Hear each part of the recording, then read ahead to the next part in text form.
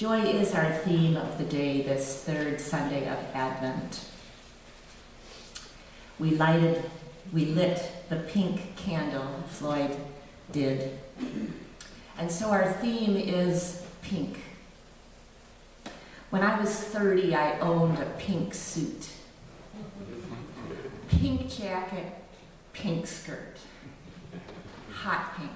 I purchased that skirt, that jacket, that suit in the late 1980s from Lord & Taylor.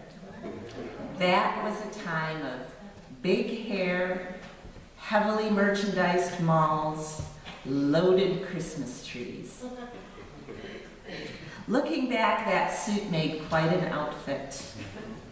Today, it might seem gaudy among our earth-toned sweaters and relaxed denim jeans. But I loved that suit. With the right bold and bright accessories, it was a statement suit. Worn to dressy occasions, official duties, I was a young minister then, special outings. That spirit of pink is the pink of our Advent wreath. Bold and beautiful pink. Bright, snazzy, present pink. Happy, hot, attention-getting fuchsia. Pink suits for some of us, statement pieces for others of us. Maybe eyeglasses, or a perfect hat, or a beautiful haircut, or all of the above.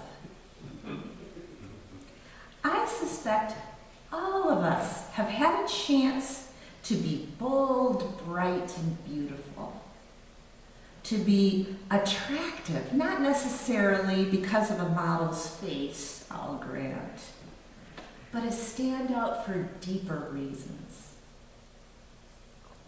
I hope at some point we've been the center of attention. We've been the remarkable one in the room even, and that has been okay. I invite us to reflect on those times in our lives. They may be just moments or days or a passing season when we were appreciated at a particular party or celebration. We were recognized for an accomplishment, celebrated for an act of kindness. It's too exhausting to think of that dynamic lasting for a really long time, although there may be some rock stars among us. You might have had that experience. But I am referring more to the moments through a series of circumstances or a phenomenal opportunity that opened up for you, or a reward you received for hard work or talent. I'm referring to those moments in our lives when we were just bursting because everything was going our way. That is the spirit of today's pink candle. If you reflect on your journey so far, and we are assembled here, people of different ages and backgrounds and life stories, can you remember a time when, though stressed out and disadvantaged, as you may have been, things turned out okay? And I don't just mean all right, but I mean you were the underdog and you won! Perhaps you won a sporting event despite the odds. Or after a period of unemployment, a dream job came your way. Or despite lonely and isolating circumstances, you found an enlivening group of friends. Community even.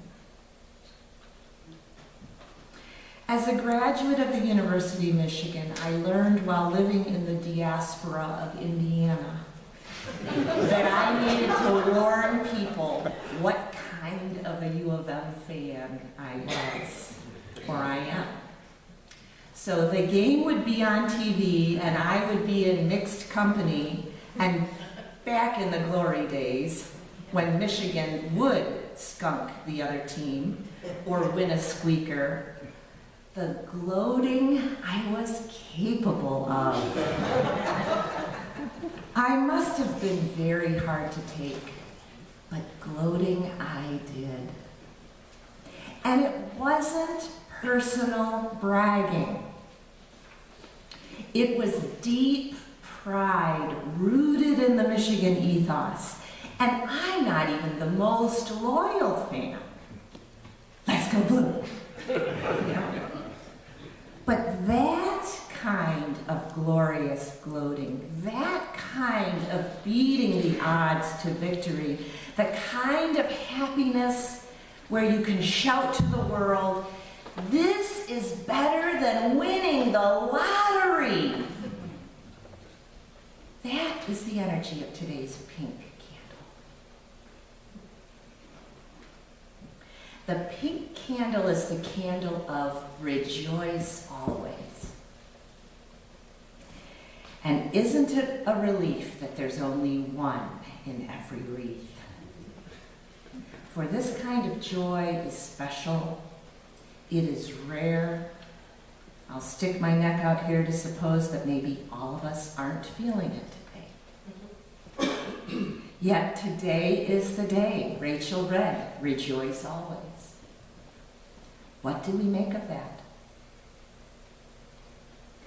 I wonder if the Christmas season embedded in our consumer culture links rejoicing to getting the top item on our list. If it's not stuff under the tree, it's the attainment of a matched set of winsome guests around our dining room table. Or orchestrating a superlative holiday delight for friends and family. These are the joy messages around us. Joy is there to be opened or eaten, admired like a Pottery Barn centerpiece. Cheered and wrung when some of us might be feeling wrung out, and it's only the third week in Advent. That suspicion is okay. Suspicion was part of that first Advent too, that time of waiting that we mentioned last week, when the crowds were growing weary of the message of salvation because Jesus' return hadn't happened yet. And in that crowd was John the Baptist wearing the hot pink suit of his day. Bold words. Painting the future with a rarely seen color and the hope of spring's new life.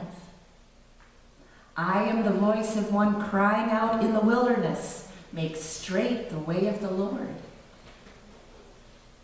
This was John the Baptist's time to be remarkable, to be the lightning rod for all the religious angst.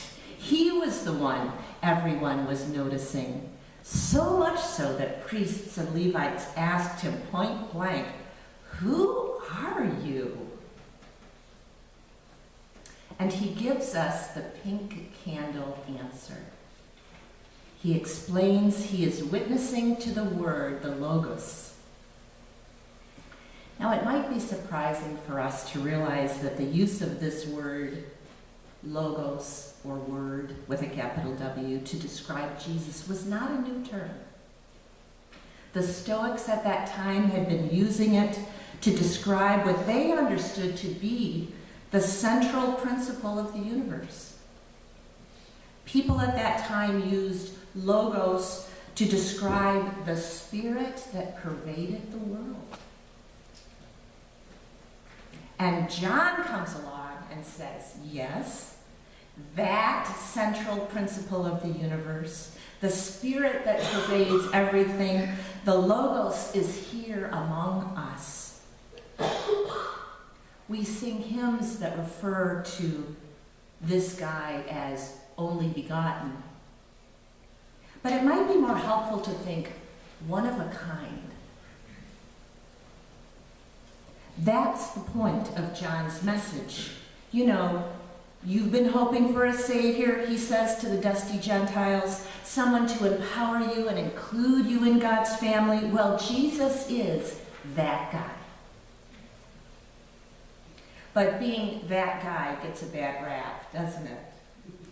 Some of us hope to never be that guy. The role of disruptor is not celebrated. We don't want to be the one who spoils the surprise party or asks exactly the wrong question at the staff meeting or gives a public speech with a chive in our tooth. We don't want to be the one who holds up traffic at rush hour or barges in late to the performance or wears a pink suit when everyone else is in earth tones. But pink disrupts the flow of purplish blue that is our Advent season. I wasn't raised in an Advent marking tradition, and I remember the first time I saw somebody light a pink candle. I thought, how funny. They couldn't find 4 purple ones. They substituted pink. What a crack up. And why is she lighting it now? Can't she just do 3 purples in a row? It was off-putting. That is the role of the pink candle in Advent. The pink candle asks us to consider not just embracing that guy, the logos in our world, but the pink candle asks us to grapple with being gaudy, to live our lives in a way, transparent, loudly enthusiastic, heart on our sleeve kind of way that involves singing the fight song when there is victory, wearing a medal on our chest when we cross the finish line, laughing loudly when the camaraderie is rich. The pink candle on the 3rd week of Advent is like a big dose of hope when we're down by 8 points with 3 minutes left in the 4th quarter. Pink is the surge of energy when we're halfway through chemo, or facing a stiff work schedule through the holidays, or looking at a mountain to climb. It's like connecting with your uncle or your niece in the family room on Christmas Eve. You get them and they get you. The pink candle is love, hope, peace, joy, all of it. It is courage, fortitude, clarity, confidence. It is illumination and understanding, risk-taking and faith. It is boldness and humility, allowing us to gloat gloriously that we are Advent people, we are loved, we have a place in the ever-expanding Holy Family. Imagine John the Baptist lighting the candle on the 3rd Sunday in Advent. Picture him saying, not just prepare, but also rejoice. The one who is coming after me, I'm not worthy to untie the thong of his sandal, but I'm still showing up to that party. The disruptive message of this day is welcome him into your lives. The gaudy guy in the hairy shirt said it first and said it well. The inexperienced pastor in the pink suit echoed the theme. You with your hot eyeglasses and trending haircut, you with your gray sweaters and jeans, any of us. Whether we have been remarkable for a moment or a lifetime, if we have been a great guy or when we have been that guy, being gloriously gaudy is a spiritual practice. May the shock and surprise that God includes everyone into the household of faith give us joy this day.